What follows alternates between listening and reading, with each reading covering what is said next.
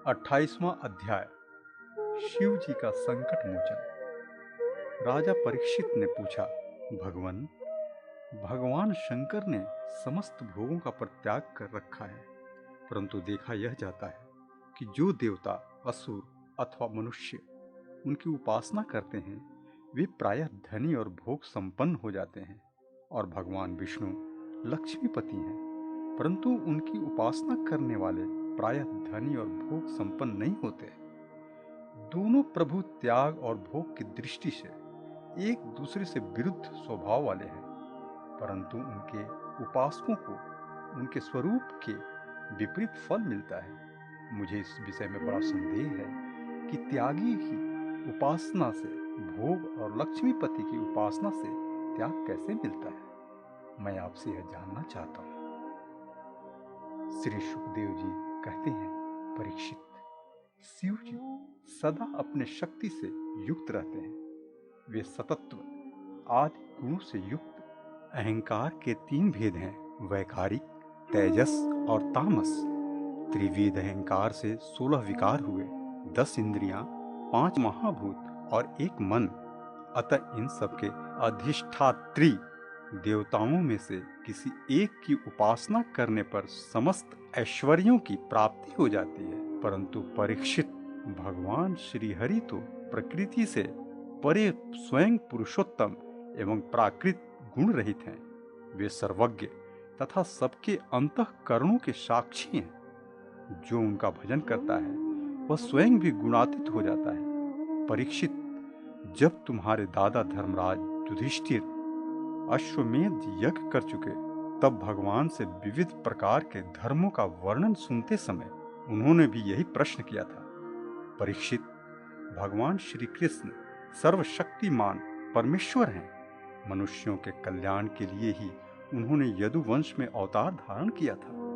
राजा युधिष्ठिर का प्रश्न सुनकर और उनकी सुनने की इच्छा देखकर उन्होंने प्रसन्नता पूर्वक इस प्रकार उत्तर दिया था। भगवान श्री कृष्ण ने कहा, राजन, जिस पर मैं कृपा करता हूँ उसका सब धन धीरे धीरे छीन लेता हूँ। जब वो निर्धन हो जाता है तब उसके सगे संबंधी उसके दुखाकुल चित्त की परवाह न करके उसे छोड़ देते हैं। फिर वह धन के लिए उद्योग करने लगता है, तब मैं उसका वह प्रयत्न भी निष्फल कर देता हूँ। इस प्रकार बार बार असफल होने के कारण जब धन कमाने से उसका मन विरक्त हो जाता है, उसे दुख समझकर वह उधर से अपना मुंह मोड़ लेता है और मेरे प्रेमी भक्तों का आश्रय लेकर उनसे मेलजोल करता है। तब मैं उस पर अपनी अहेतुक कृपा की वर्षा करता हूँ। मेरी कृपा से उसे परम सूक्ष्म अनंत सच्चिदानंद स्वरूप परम ब्रह्म की प्राप्ति हो जाती है। इस प्रकार मेरी प्रसन्नता, मेरी आराधना बहुत कठिन है। इसी से साधारण लोग मुझे छोड़कर मेरे ही दूसरे रूप अन्याय देवताओं की आराधना करते हैं। दूसरे देवता आशुतोष हैं।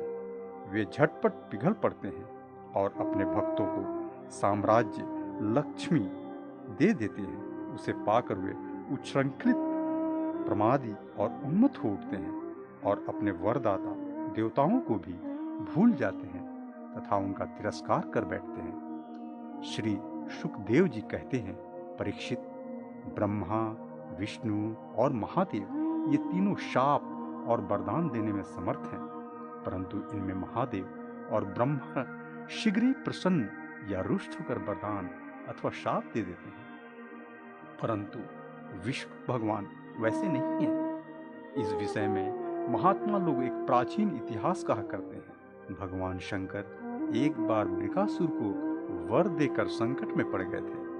परीक्षित, वृकासुर शकुनी का पुत्र था। उसकी बुद्धि बहुत बिगड़ी हुई थी। एक दिन कहीं जाते समय उसने देवर्षि नारद को देख लिया और उनसे पूछा कि तीनों देवताओं में झटपट प्रसन्न होने वाला कौन है। परीक्षित, देवर्षि नारद ने कहा, तुम भगवान शंकर की आराधना करो, इससे तुम्हारा मनोरथ बहुत जल्द पूरा हो जाएगा। वे थोड़े ही गुणों से शीघ्र प्रसन्न और थोड़े ही अपराध से तुरंत क्रोध कर बैठते हैं। रावण और बाणासुर ने केवल वंदी जनों के सम्मान शंकर जी के कुछ स्तुतियां की थी। इसी से वे उन पर प्रसन्न हो गए और उन्हें अतुलनीय ऐश्वर्य दे दिया। बाद में रावण के कैलाश उठाने और वाणासुर के नगर की रक्षा का भार लेने से वे उनके लिए संकट में भी पड़ गए थे। नारद जी का उपदेश पाकर बृकासुर केदार क्षेत्र में गया और अग्नि को भगवान शंकर का मुख बनाकर अपने शरीर का मांस काट काट कर उसमें हवन करने लगा। इस प्रकार 6 दिन तक उपासना करने पर भी जब उसे भगवान शंकर के दर्शन न हुए तब उसे बड़ा दुख हुआ। 7वें दिन केदार तीर्थ में स्नान करके उसने अपने भीगे बाल वाले मस्तक को कुल्हाड़े से काट कर हवन करना चाहा। परीक्षित, जैसे जगत में कोई दुखवश आत्महत्या करने जाता है तो हम लोग करुणावश उसे बचा लेते हैं, वैसे ही परम दयालु भगवान शंकर ने बृकासुर के आत्मघात के पहले ही अग्नि कुंड से अग्निदेव के समान प्रकट होकर अपने दोनों हाथों से उसके दोनों हाथ पकड़ लिए और गला काटने से रोक दिया। उनका स्पर्श होते ही बृकासुर के अंग ज्यों के त्यों पूर्ण हो गए। भगवान शंकर ने बृकासुर से कहा, प्यारे बृकासुर, बस करो, बहुत हो गया। मैं तुम्हें वर देना चाहता हूँ, तुम मुंह मांगा वर मांग लो। अरे भाई, मैं तो अपने शरणागत भक्तों पर केवल जल चढ़ाने से ही संतुष्ट हो जाया करता हूँ। भला तुम झूठ मूठ अपने शरीर को क्यों पीड़ा दे रहे हो? परीक्षित, अत्यंत पापी बृकासुर ने समस्त प्राणियों को भयभीत करने वाला यह वर मांगा कि मैं जिसके सिर पर हाथ रख दूं वही मर जाए। परीक्षित, उसकी यह याचना सुनकर भगवान रुद्र पहले तो कुछ अनमने से हो गए, फिर हंसकर कह दिया, अच्छा ऐसा ही हो। ऐसा वर देकर उन्होंने मानो सांप को अमृत पिला दिया। भगवान शंकर के इस प्रकार कह देने पर बृकासुर के मन में यह लालसा हो आई कि मैं पार्वती जी को ही हर लूं। वह असुर शंकर जी के वर की परीक्षा के लिए उन्हीं के सिर पर हाथ रखने का उद्योग करने लगा। अब तो शंकर जी अपने दिए हुए वरदान से ही भयभीत हो गए। वह उनका पीछा करने लगा और वे उससे डर कर कांपते हुए भागने लगे। वे पृथ्वी, स्वर्ग और दिशाओं के अंत तक दौड़ते गए, परंतु फिर भी उसे पीछा करते देखकर उत्तर की ओर बढ़े। बड़े बड़े देवता इस संकट को टालने का कोई उपाय न देखकर चुप रह गए। अंत में वे प्राकृतिक अंधकार से परे परम प्रकाशमय वैकुंठ लोक में गए। वैकुंठ में स्वयं भगवान नारायण निवास करते हैं। एकमात्र वही उन सन्यासियों की परम गति हैं जो सारे जगत को अभय दान करके शांत भाव में स्थित हो गए। वैकुंठ में जाकर जीव को फिर लौटना नहीं पड़ता। भक्त भयकारी भगवान ने देखा कि शंकर जी तो बड़े संकट में पड़े हुए हैं, तब वे अपनी योग माया से ब्रह्मचारी बनकर दूसरे ही धीरे धीरे बृकासुर की ओर आने लगे। भगवान ने मुंज की मेखला, काला मृग चर्म, दंड और रुद्राक्ष की माला धारण कर रखी थी। उनके एक एक अंग से ऐसी ज्योति निकल रही थी मानो आग धधक रही हो। वे हाथ में कुश लिए हुए थे। बृकासुर को देखकर उन्होंने बड़ी नम्रता से झुककर प्रणाम किया। ब्रह्मचारी वेशधारी भगवान ने कहा, शकुनी निंदन बृकासुर जी, आप स्पष्ट ही बहुत थके से जान पड़ते हैं। आज आप बहुत दूर से आ रहे हैं क्या? तनिक विश्राम तो कर लीजिए। देखिए, यह शरीर ही सारे सुखों की जड़ है। इसी से सारी कामनाएं पूरी होती हैं। इसे अधिक कष्ट न देना चाहिए। आप तो सब प्रकार से समर्थ हैं। इस समय आप क्या करना चाहते हैं? यदि मेरे सुनने योग्य कोई बात हो तो बतलाइए, क्योंकि संसार में देखा जाता है कि लोग सहायकों के द्वारा बहुत से काम बना लिया करते हैं। श्री सुखदेव जी कहते हैं, परीक्षित, भगवान के एक एक शब्द से अमृत बरस रहा था। उनके इस प्रकार पूछने पर पहले तो उनसे तनिक ठहर कर अपनी थकावट दूर की।